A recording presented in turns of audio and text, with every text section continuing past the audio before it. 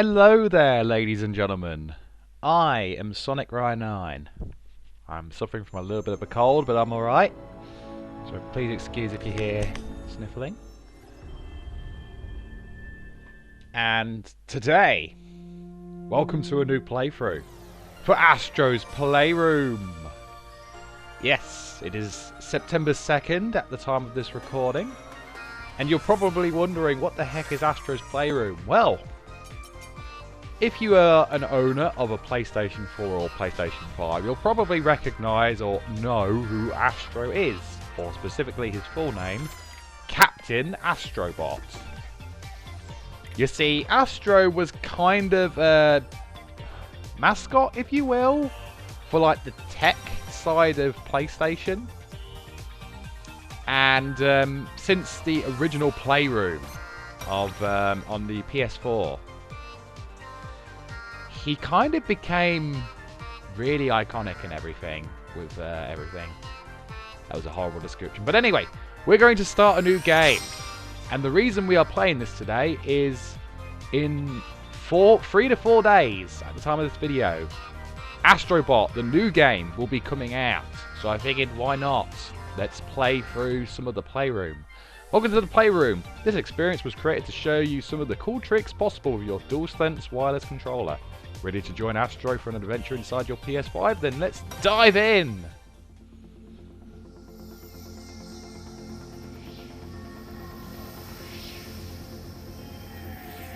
Oh, it's a PS1 controller, a memory card controller, PlayStation 1, PlayStation 2 controller, PlayStation 2, Buzz, PS3, Vita, PSP, PS4, VR!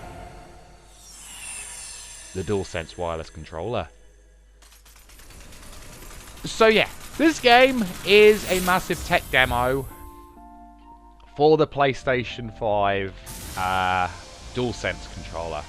As you can see here, we've got the adaptive triggers, where if you hold them for a little bit, you can feel a little bit of resistance to a lot of resistance. You've got the touchpad. That's me right now, swirling it around like it's a Tinkerbell spell. Can't even spell my name. Look at that. The motion sensor. And I believe this uses HD rumble, so it feels like a lot of bits, a lot of these little robots are tumbling and rolling around when I shake it. Microphone. Hello. Yep. Awesome.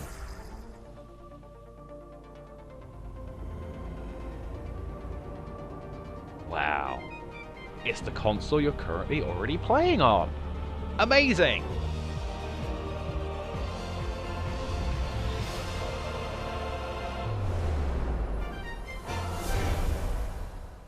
Wow.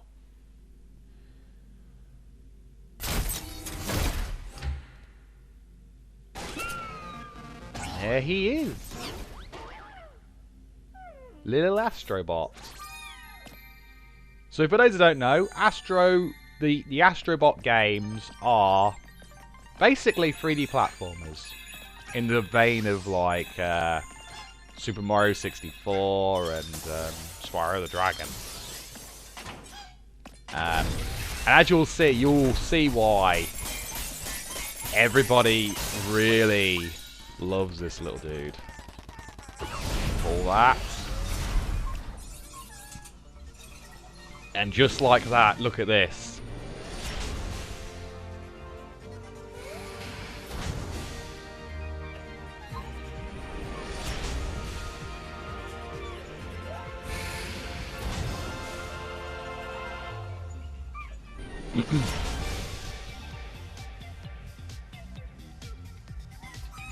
Welcome to the CPU Plaza. So here is basically a massive, well, not necessarily massive, but a hub world for little Astrobot here. So before we do anything, we're going to explore the sides of the console here. Because yes, everything that takes place in Astro's Playroom all takes place inside the console of the PlayStation 5, believe it or not. Yeah, it's just true facts there. True facts, ladies and gentlemen. What we just collected is a jigsaw piece. There are many of those to find throughout the game, so we will be doing our best in trying to find all of them. Which, by the way, I am going to potentially aim to make this 100% playthrough as well. So we're going to try and find all the puzzle pieces, and we will be also be finding all of the other collectibles that we will be finding in the game. Also, you're probably noticing we're picking up these little gold coins with the PlayStation logos on them. They are going to be also quite important for later, which, you know, when we get to the specific area, you'll see what I mean.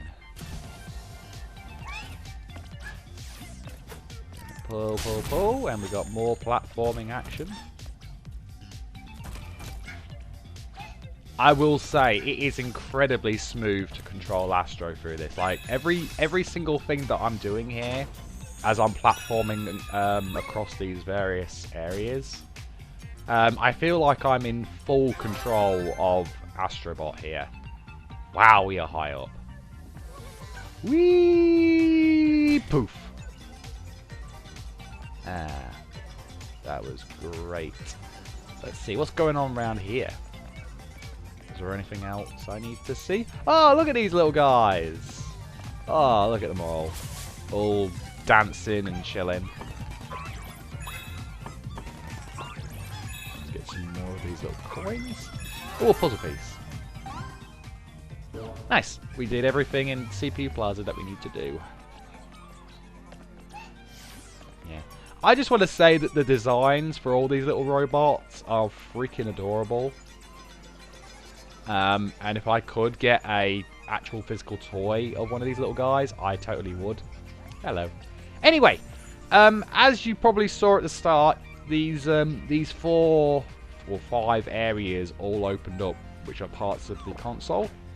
These are the levels. You've got Memory Meadow, SSD Speedway. We'll get over there, don't worry. GPU Jungle. And the Cooling Springs. So, for this first episode, we are going to go into Memory Meadow. And just like that, the game is already loaded. That was one of the big things about this game, was the SSD that the PlayStation 5 runs on. Because it is such a powerful piece of kit, load times are very, very short in this game. Like, my goodness. It is crazy that we've finally gotten to a point where games can now be loaded at such a fast pace. As we explore these areas. Getting all of the coins, because I'm going to need as many of those as I can. By the way, in case you're wondering, I have already gotten all the trophies on this game, so I do sort of roughly know where everything is. I even got the platinum.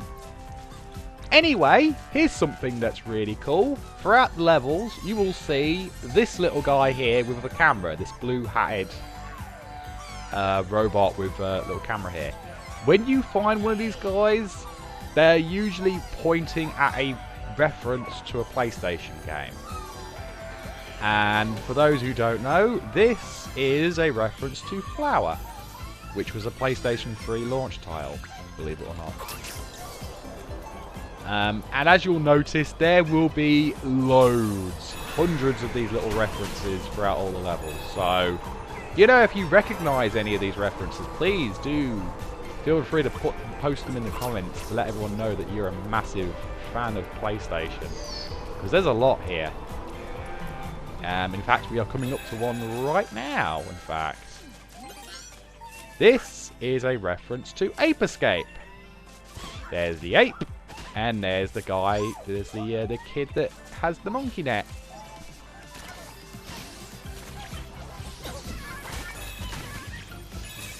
Over here we should have, yep, we've got another reference. That is a reference to Medieval, which was one of the original PlayStation 1 games. And actually one of my favourites, in fact. I love the remake.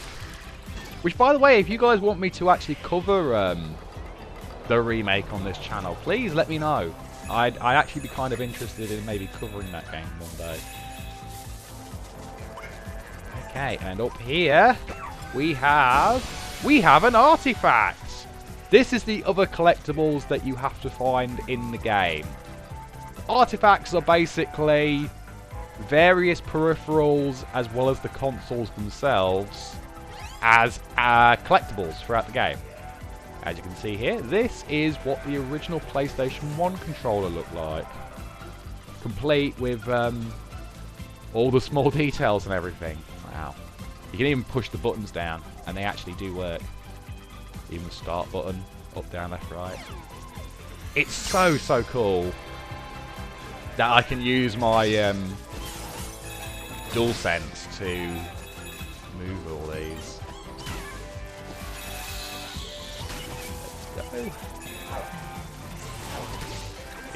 Get with you. We go around here. This is a reference to a recent game. This is a reference to Death Stranding, I believe. The little postman. Little posty guy.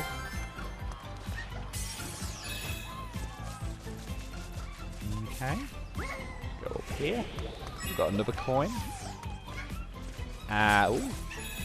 This is a reference to Tearaway, which was a Media Molecule game. The guys behind Little Big Planet.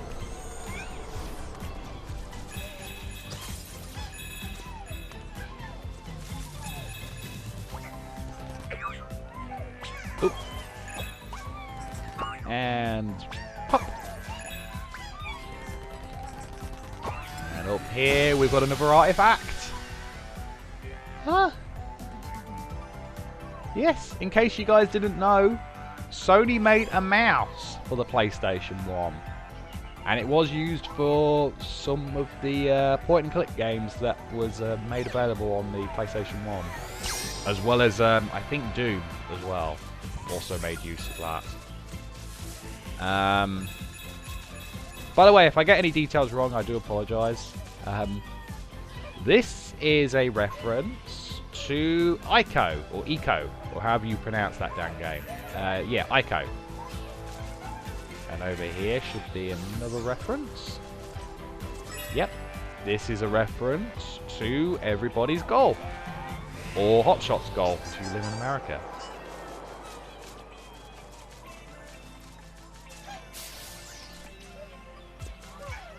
Okay, let's get on back down here. Take out some more dudes.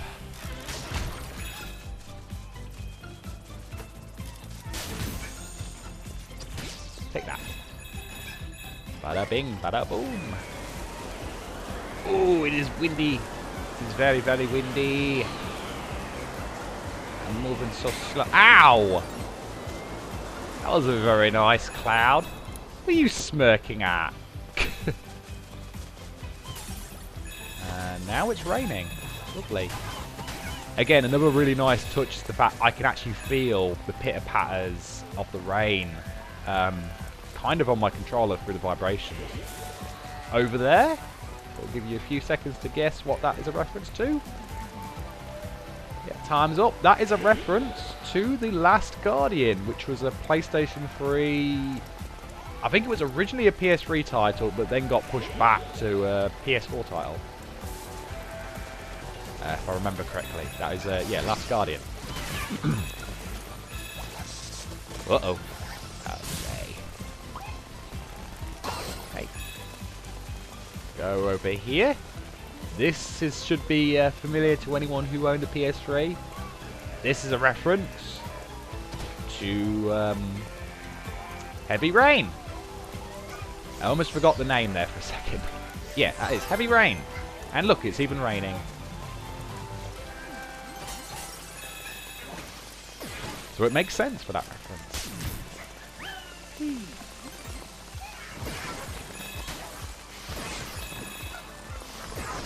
By the way, this follows Crash Bandicoot rules. So if you get hit once, you instantly die. So... Ugh.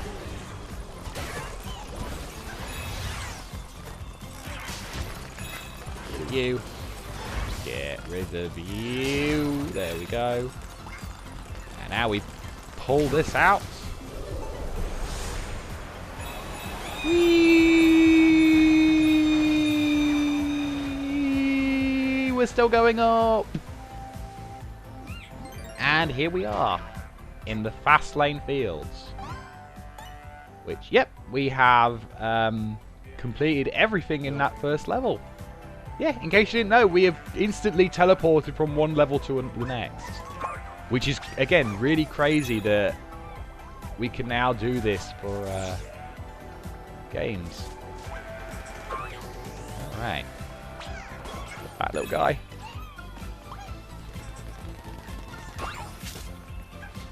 And here, we now have a gimmick level, as I call them.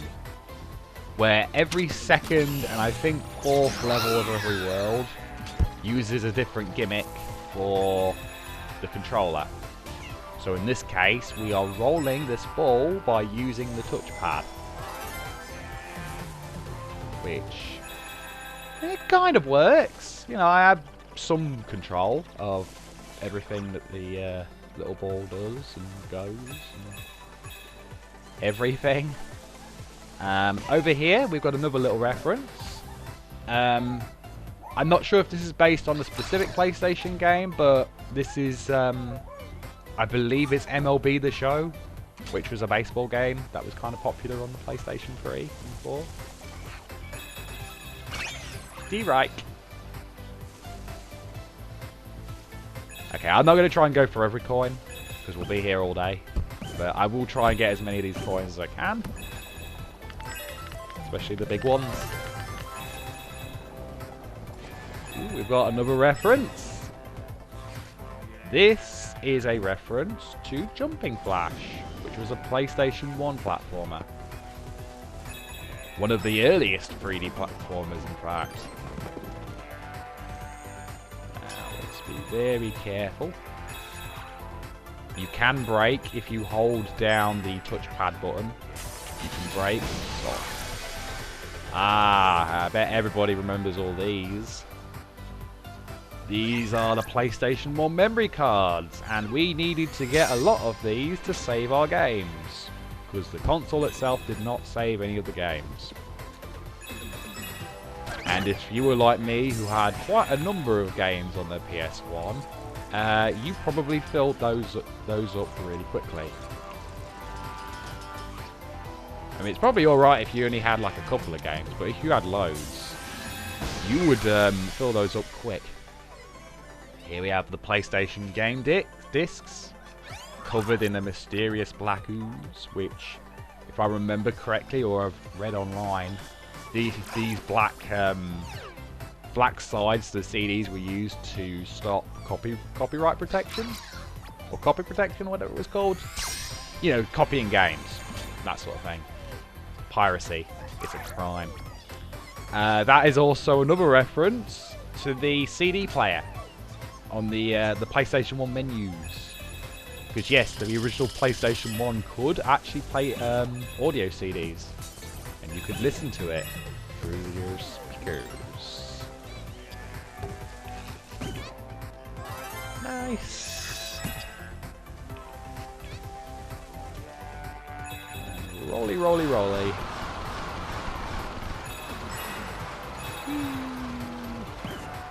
Gotta go right. Yes.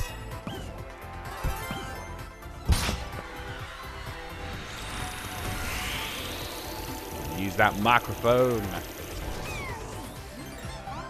Alright, we're in a new area, and we've also beaten that one. Let's go into the Electro Cloud.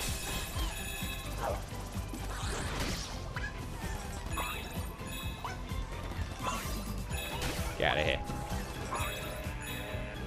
Okay.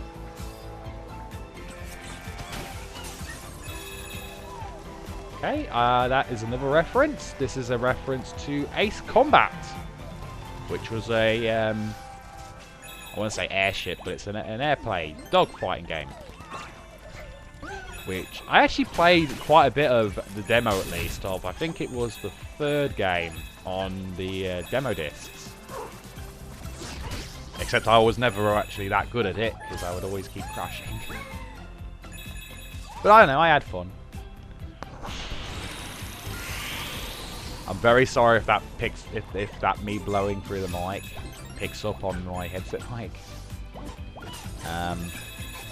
Here we've got reference to Ghost of Tsushima, which is a Sucker Punch game, which is the developers behind the Sly Cooper series. Cooper. I say Cooper. It is very pretty around here. Oh, new artifacts. Ah, who remembers this? This is the LCD monitor for the PS1. Basically, when Sony re-released the PlayStation 1 with the slim model, they made it so that it was small enough where you could attach an LCD screen to the back of the system and technically make it a portable gaming system, providing there was obviously like a power outlet nearby that you could plug it into, which I never had as a kid, but for those who did, I'm kind of jealous, because that was that's really cool.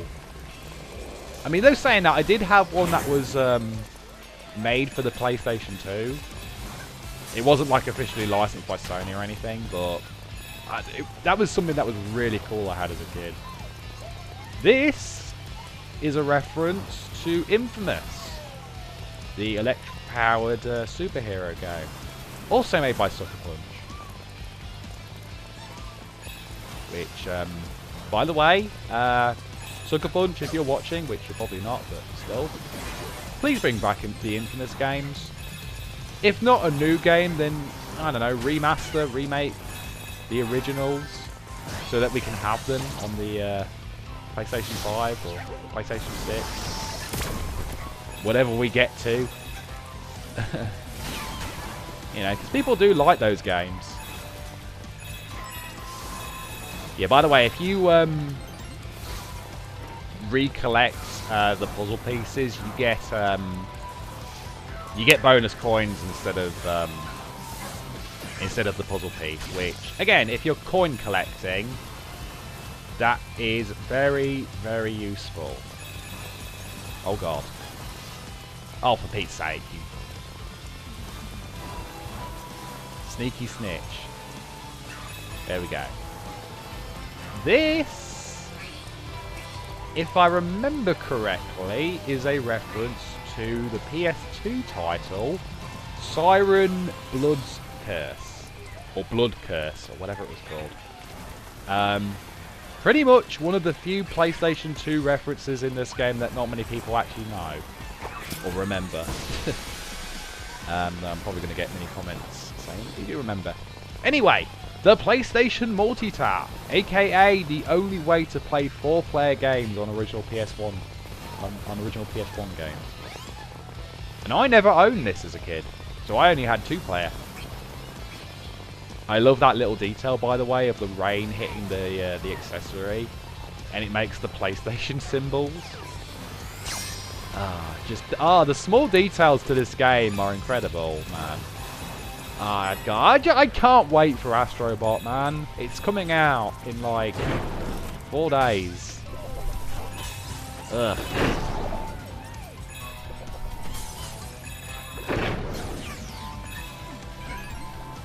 Speaking of, potentially I might be covering Astrobot on the channel, the new game. So, you know, if you guys are interested in me covering that, please either leave a comment or let me know. Or subscribe, you know. I like the video as well. Show your love for the little Astro dude, man. Alright, Bumper Broadway, the final area.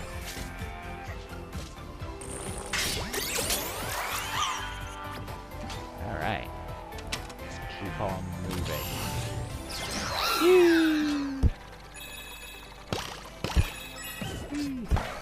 Oh boy.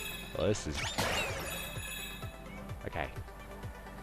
Can I roll? Controller. There.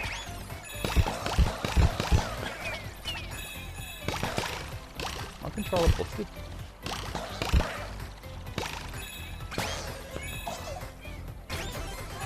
That was weird. My controller just stopped acting right for a second.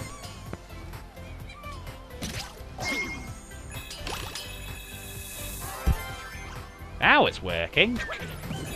Jesus, that was really bizarre. Jesus. Okay. Ooh, oh, no. Go back. There we go. Right. Don't fail me this time. Seriously, game. This is kind of, perilous.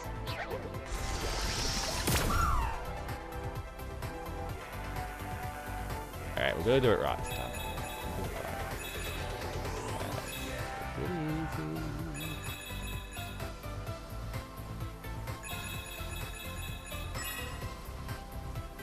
There we go. Ah, yes. The original DualShock controller. When they finally gave us analog sticks for PlayStation 1 games.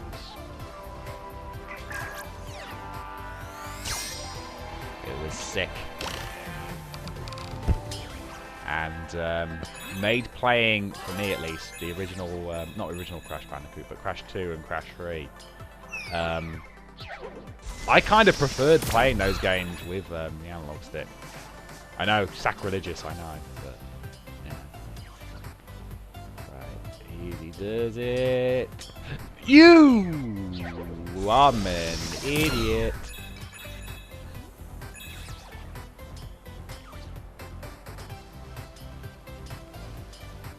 There we go.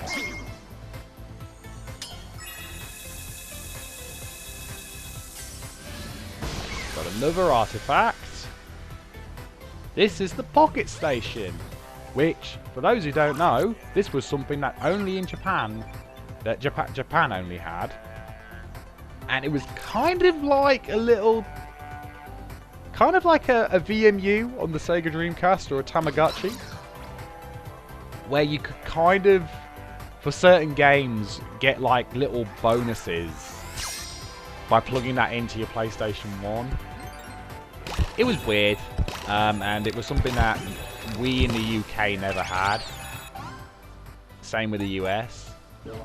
Okay, there's only one last thing to get, which is right here.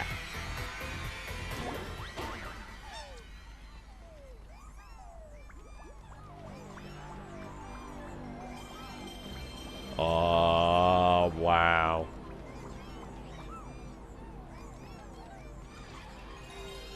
Nostalgia. It's a hell of a drug. God. Oh, you just love to see the old PlayStation logo and everything. It is so cool. Here we have another reference. These are a reference to the Japanese mascots for PlayStation. I believe this is Turo and Kuro, the cats. And they were kind of used in a lot of Japanese PlayStation commercials. Marketing characters, of course. And over is another reference. If you recognise the font to and that logo, and how that menu is designed, that is a reference to Ridge Racer. Which, by the way, if they're playing multiplayer, you couldn't do that with this game. It was one of those weird multiplayer games where One of those weird games where in order to do multiplayer, you had to do the system link way, where you needed 2 PlayStations, 2 TVs, 2 copies of the same game, and they had to be all hooked up together. It was a weird time. It was a different time. Anyway, the PlayStation 1 artifacts. Yes, at the end of every level, you get the big artifact, and it's usually one of the consoles that the accessories are based on. So in this case, it is the original PlayStation. And I still have my original PlayStation, believe it or not. It was actually very similar to this model. And I loved it as a kid. It was one of my favourite systems, next to like the Sega Dreamcast. God, just playing like Crash and Spyro on it was so fun. Especially Crash Team Racing. That was my jam as a kid. And I kind of played that more than Mario Kart. Sorry, Nintendo fans. I still love Mario Kart, but I played Crash Team Racing way more. I was a PlayStation fan at heart. Anyway, welcome, ladies and gentlemen, to the PlayStation Labo. Yes, you thought Nintendo owned the word Labo? Think again, because it is here in Astro's Playroom. And this is basically a massive collection of everything that you collect from the levels. So all of your artifacts get sent here. All of the puzzle pieces you get sent here. And you've also got other little references, like here. Excuse me. This is a reference again to Ridge Racer, because that's the car. Look, it even crashes like it does in the game. I think we all know who this is a reference to. Look, it even breathes fire. You can even hit the artifacts, and sometimes they do cool things like this. Oh god. Where did they go? Oh, there they are. Also, if you hit the power button, this happens.